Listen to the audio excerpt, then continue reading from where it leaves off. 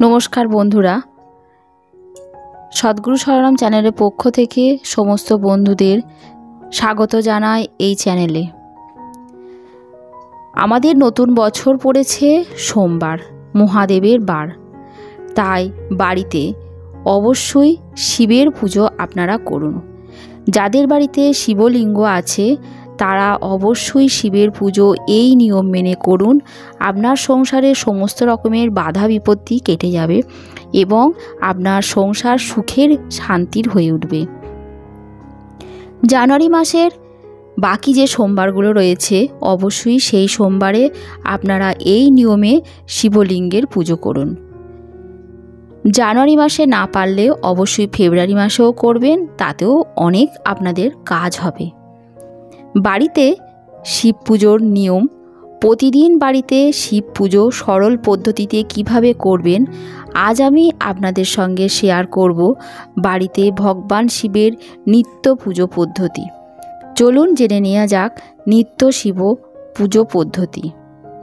সনাতন ধর্ম মতে পঞ্চদেবের মধ্যে একজন হিসেবে বিবেচনা করা হয় দেবতাদের ও দেবতা মহাদেবকে। মহাদেবকে ভোলানাথ নামেও ডাকা হয়। বাবা ভোলানাথ ভক্তদের সামান্য প্রচেষ্টায় সন্তুষ্ট হন। ভগবান শিব এক কলস শুদ্ধ জল বেলপত্রতেই সন্তুষ্ট হন এবং ভক্তদের মনোবাঞ্ছা পূরণ করেন। এনার পুজো পদ্ধতি অত্যন্ত সহজ এবং সরল। আজ আপনাদের সঙ্গে শেয়ার করব বাড়িতে শিব পুজোর সরল পদ্ধতি। সমস্ত শিব ভক্তদের উদ্দেশ্যে বলা আজকের এই শিব পুজো পদ্ধতি। বাড়িতে নিত্য শিব পুজোর ভীষণ উপকারিতা রয়েছে। শিবলিঙ্গে যে সামগ্রী অর্পণ করা উচিত নয়। বাড়িতে শিব পুজোর সরল পদ্ধতি। যে সামগ্রী দিয়ে বাড়িতে শিব পুজো আপনি করলে আপনার সমস্ত রকমের বাধা বিপত্তি কেটে যাবে। বাড়িতে শিব পুজো করার জন্য নিম্নলিখিত নিয়মগুলো অবশ্যই আপনারা পালন করুন। তাহলে চলুন শুরু করা যাক বাড়িতে শিব পুজোর সরল পদ্ধতি। প্রথমত বাড়িতে পুরোহিত দ্বারা শিবলিঙ্গ স্থাপন করতে হবে। যদি আপনারা পুরোহিত না পান নিজেরাও বাড়িতে শিবলিঙ্গ অবশ্যই স্থাপন করতে পারেন। সকালে স্নান করে সূর্যদেবকে জল অর্পণ করুন অবশ্যই। ঠাকুরের আসন পরিষ্কার করে গঙ্গা জল দিয়ে শুদ্ধ করুন। এরপরে শুদ্ধ ঘিয়ের প্রদীপ জ্বালান, সুগন্ধি ধূপ জ্বালান, শিবলিঙ্গের অভিষেক করুন। ওম নমঃ শিবায় মন্ত্র উচ্চারণের মাধ্যমে গঙ্গার জল, দুধ, মধু, ঘি, দই ও চন্দন লাগিয়ে বেলপাতা অর্পণ করার পরে জলাভিষেক করুন মহাদেবকে। এরপরে একটি শুদ্ধ কাপড় দিয়ে আলতোভাবে মহাদেবকে মুছে দিন। চন্দন লাগিয়ে জনও দিতে পারেন। এরপরে চন্দন লাগিয়ে বেলপাতা, কয়েকটি গোত্রা আতপ চাল, অপরাজিতা ফুল, ধুতরা, আকন্দ বা যে কোনো সাদা ফুল শিবলিঙ্গে অর্পণ করুন। নৈবেদ্য অর্পণ করুন। এবার কর্পূর দিয়ে আরতি করুন। ভগবান শিবের কাছে প্রার্থনা করুন। শুদ্ধ মনে প্রার্থনা করলে ভগবান শিব সন্তুষ্ট হন এবং ভক্তদের আশীর্বাদ করেন। সোমবার শিব চালিসা পাঠ করুন অবশ্যই। অনেকে সোমবার ব্রত করেন সংসারের মঙ্গল কামনায়। সোমবার ব্রত পদ্ধতি বিস্তারিতভাবে অন্য ভিডিওতে বলা আছে, সেটা আপনারা জেনে নেবেন। প্রতিদিন পুজো শেষে মহামৃত্যুঞ্জয় মন্ত্র জপ করা অত্যন্ত শুভ। মহামৃত্যুঞ্জয় মন্ত্র সম্পর্কে অনেক বিস্তারিতভাবে আলোচনা করা আছে। সবশেষে স্নান জল চরণামৃত রূপে গ্রহণ করুন। প্রসাদ বিতরণ করে নিজে প্রসাদ গ্রহণ করুন।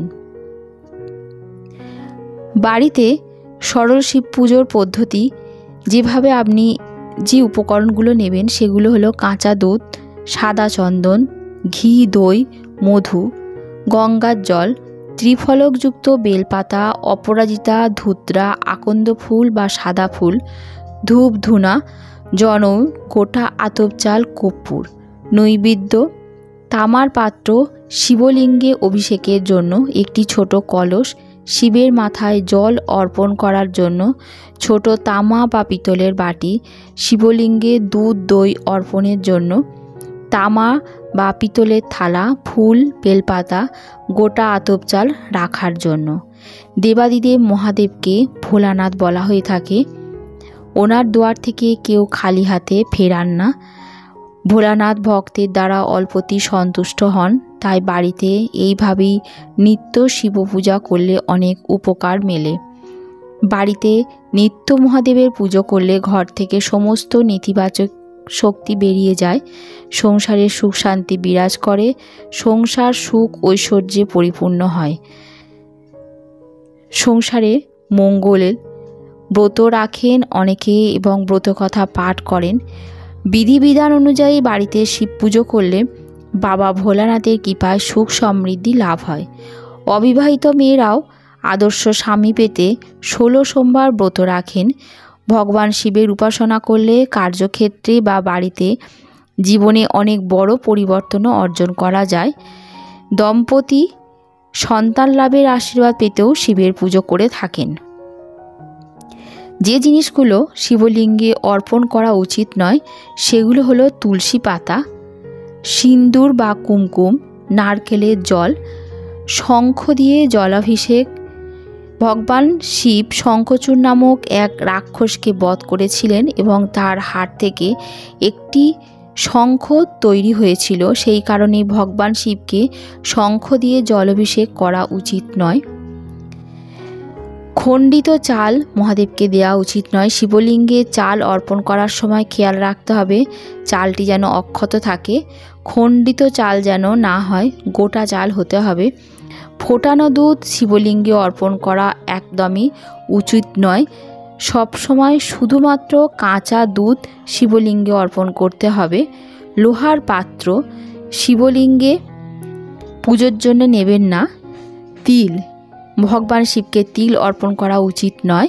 এটি বিশ্বাস করা হয় যে ভগবান বিষ্ণুর ময়লা থেকে তিলের উৎপত্তি। কেতকী ফুল মহাদেবকে দেবেন না।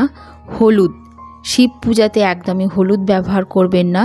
হলুদকে সৌন্দর্যের সজ্জা সম্পর্কিত হিসেবে বিবেচনা করা হয়ে থাকে। আপনার সুবিধার্থে আপনার বাড়িতে এইভাবেই সহজ সরল পদ্ধতি